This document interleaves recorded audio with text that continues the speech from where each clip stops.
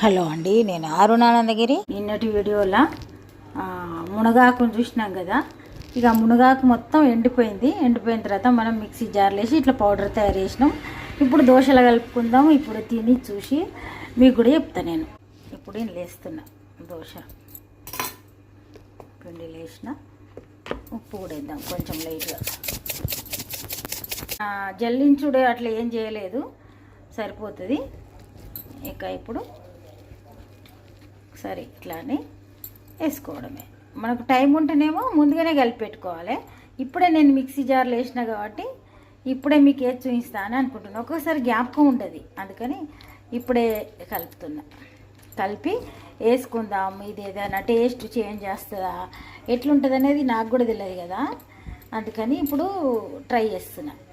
చూడండి, మిగతాదంతా తర్వాత నేను బాక్స్లో వేసుకుంటా. ఇక ఇప్పుడు దోశ వేస్తున్నా నేను.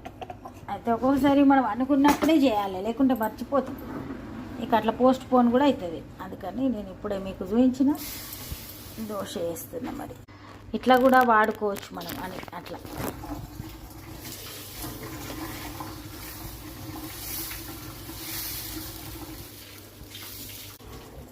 మన దగ్గర కరివేపాకు కారపొడి కూడా ఉంది, అందుకే నేను మునగాకు కారపొడి చేయకుండా మునగాకుని ఈ రకంగా ఉపయోగిస్తుంది ఇప్పుడైతే.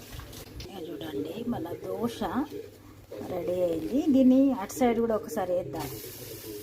వేస్తే కొంచెం అటు సైడ్ కూడా కలిస్తే మంచి టేస్ట్ ఉంటుంది. ఇంకా అయితే చాలామంది రోజు దోశ తింటే బోర్ కొట్టదా అని అడుగుతారు. దోశ అంటే మనం బియ్యం వేయకుండా అటుకులు మిల్లెట్స్ తోటి అట్లా చేసి పెట్టుకొని, షుగర్ ఉన్న వాళ్ళ కోసమే ఇది. నేను మా వారికి అయితే ఇట్లా దోశ తింటాను కొన్ని రోజుల నుండి, తనకు బాగానే ఉంటుందట. ఇట్లా కొంచెం ఫీల్ అనిపిస్తాయి కదా అట్లా. చూడండి, ఈరోజైతే తనకి ఇట్లా నేను సర్వ్ చేసిన. ఇది గోంగూర పప్పు, టమాటా చట్నీ, ఇది కరివేపాకు కారపొడి. ఇట్లా తనకైతే ఈరోజు సర్వ్ చేస్తున్నాం. మరి మీరు ఎట్లనన్నా దీన్ని తినరు. చూడండి, మునగాకుతోటి దోశ వేస్తున్నాం కదా, మంచి టేస్ట్గా ఉంది. ఇది ప్రత్యేకించి అబ్బో ఇది కలిపినరా అన్నట్టుగా ఏం లేదు. ప్రత్యేకించి టేస్ట్ ఉంది, వాసన ఉంది, తినుడు ఎట్లా అనేది ఏం లేదు, మంచిగా ఉంది.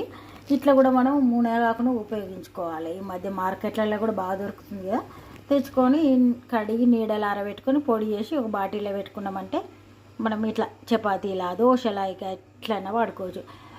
కొన్ని ఏమైనా ఫ్రైలు చేసినప్పుడు కూడా పైన జల్లుకొని కూడా తినచ్చు, మన ఇష్టం.